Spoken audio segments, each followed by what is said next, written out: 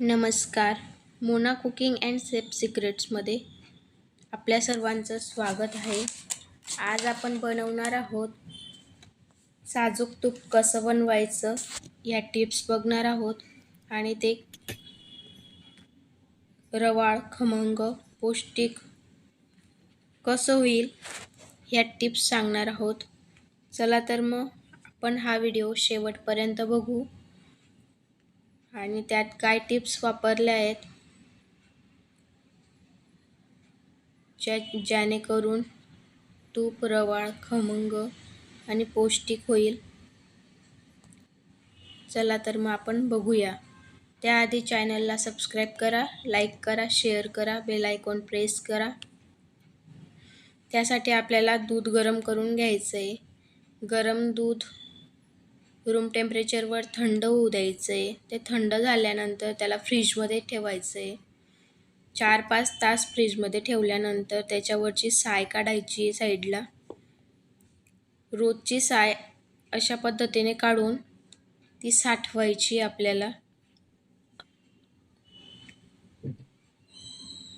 साय साठवायची 4-5 दिवसाची साय फ्रीजमध्ये साठवायची. रूम टेम्परेचरवर साय खराब होऊन जाते म्हणून आपल्याला फ्रीजमध्ये साठवायची आहे. आणि ज्या वेळेस आपण तूप बनवू त्यावेळेस 1-2 तास आधी आपल्याला साय बाहेर काढून ठेवायची आहे फ्रीजच्या बाहेर. चला तर मग आपण साय हलवून घेतली आहे. आता मिक्सरला लावू. मिक्सरच्या जारमध्ये आपण सगळी साय टाकू. सध्या हिवाळा चालू आहे म्हणून नॉर्मल पाणी घेतलं तरी चालेल. जर का तुमच्याकडे उन्हाळा चालू असेल तर तुम्ही फ्रीजचं थंडगार पाणी घेऊ शकता. नसेल थंड पाणी तर आईस क्यूब टाकून पाणी थंड करून ते घेऊ शकता. इकडे हिवाळा चालू आहे, जास्त गारवा पण नाही आहे आणि जास्त ऊन पण नाही आहे म्हणून मी थोडंसं थंड घेतलं आहे. जास्त थंड पाणी नाही घेतलं आहे. हे मिक्सरला फिरवून घेऊ आपण. अगदी 2-3दाच फिरवल्यानंतर आपलं लोणी बाहेर निघालं आहे. आता आपण लोणीचा गोळा करून बाहेर काढून घेऊ आणि ते बाकीचं पाणी आपण साईडला ठेवून देऊ. सगळं लोणी व्यवस्थित बाहेर काढून घ्यायचं आहे आणि लोणीला स्वच्छ धुवून घ्यायचं आहे.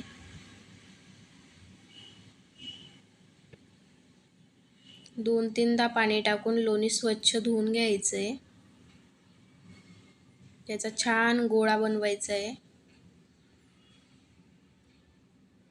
आणि लोणीतलं एक्स्ट्रा पाणीही काढून घ्यायचं आहे आपल्याला धुतल्यानंतर.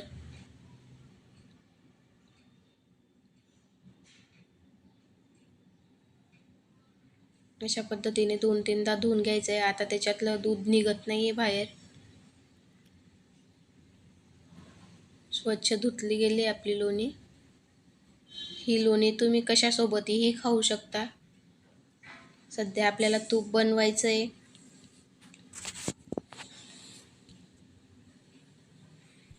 चला तर मग आपण कढई तापवायला ठेवूया. आता कढई छान तापवून घ्यायची आहे.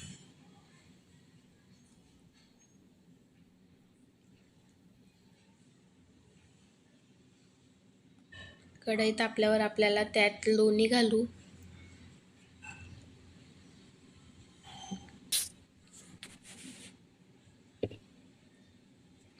अशा पद्धतीने कढई तापल्यामुळे थोड्याशा वाफा येतात. हळूवार हाताने ते हलवत राहायचंय. बघू शकता किती आत्ताच रवाळ तूप येतंय त्याच्यातून. हलक्या हाताने हलवत ते लोणी पिघळू द्यायचंय. ते विरघळल्यानंतर आपण त्याला हलक्या हाताने हलवत राहायचंय जेणेकरून ते खाली लटकणार नाही.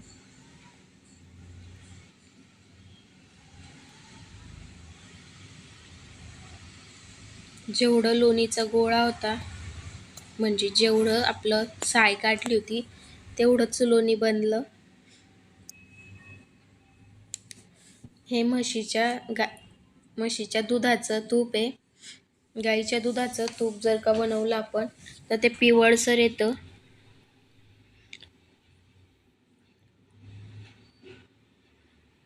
म्हशीच्या दुधाचं तूप थोडंसं पांढरं येतं.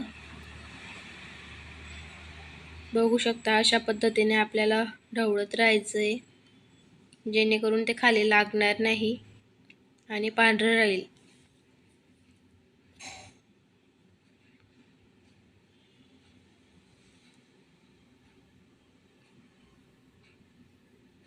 हे वरचे बबल जातात तोपर्यंत आपल्याला ते ढवळत राहायचंय.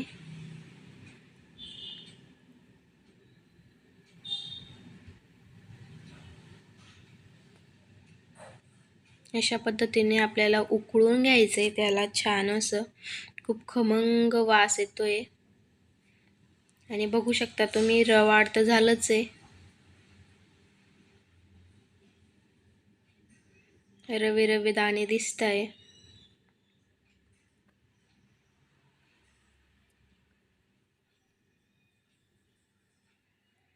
खूप छान सुगंध आलाय.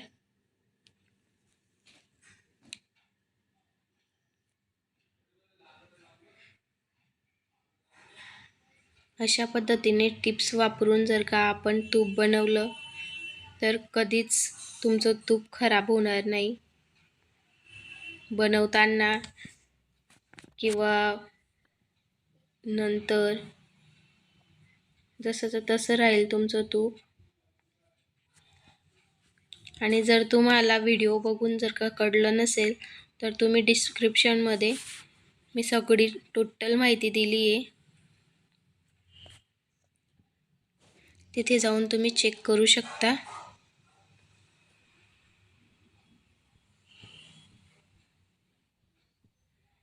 बघू शकता छान असं आपलं तूप होतंय. तर थोड्याच वेळात आपलं तूप होईल. त्याआधी तुम्ही जर का लाईक केलं नसेल तर लाईक करा, शेअर करा, सबस्क्राईब करायला विसरू नका.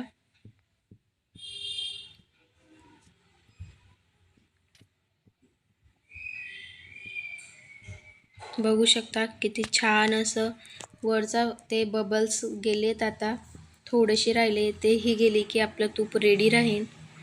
जोपर्यंत बबल्स नाही जात तोपर्यंत आपण त्याला थोडंसं कमी मीडियम हाय फ्लेम नाही ठेवायची, मीडियम फ्लेमवर त्याला तुपाला थोडंसं बबल जाता तोपर्यंत उकळी येऊ द्यायची आहे. अधूनमधून हलवत राहायचं आहे जेणेकरून ते खाली लटकणार नाही.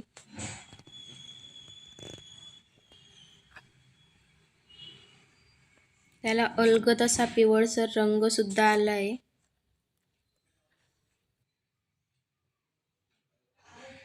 आता आपण गॅस बंद करू आणि आपलं तूप हे रेडी आहे. तूप थंड झाल्याशिवाय जारमध्ये भरायचं नाही, त्याला आधी थंड होऊ द्यायचं. पूर्ण गारही नाही होऊ द्यायचं, नाही तर ते कढईतच बसून जातं. म्हणून ते थोडंसं कोमट असतं तोपर्यंत आपण जारमध्ये भरायचं. एअरटाईट कंटेनरमध्ये टाकलं तरी चालेल.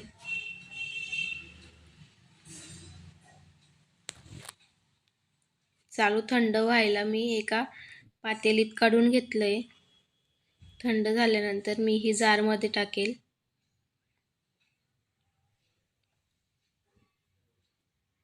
Thank you friends.